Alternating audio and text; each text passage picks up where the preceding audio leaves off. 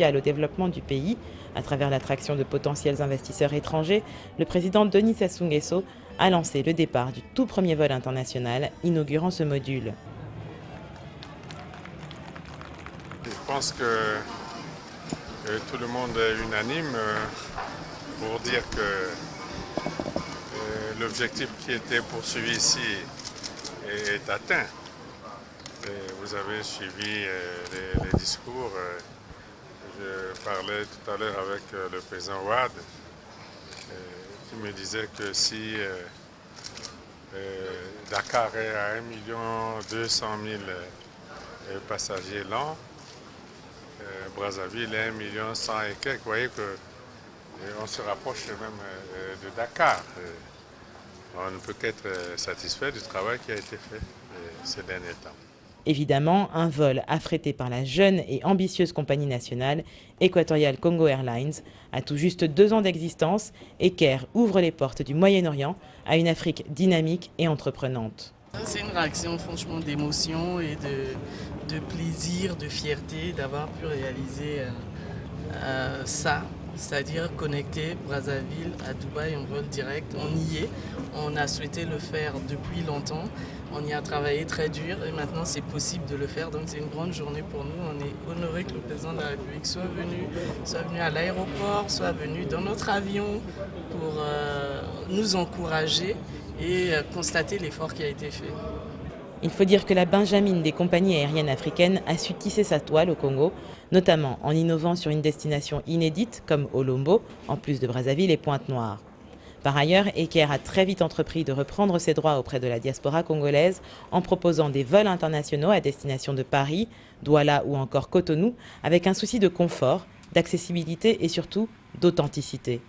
L'ambition de devenir une compagnie internationale africaine de référence ne s'arrête pas là. Aujourd'hui, Eker mise sur Dubaï, une destination de rêve, synonyme de cauchemar pour certains, du fait des longues connexions proposées par les compagnies actuelles.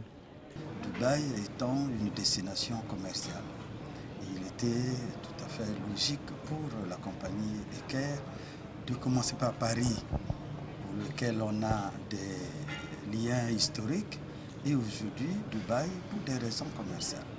Dès le 31 mars prochain, ces désagréments ne seront plus qu'un vague souvenir pour les habitués de Dubaï, qui pourront désormais s'y rendre directement après 7 heures de vol.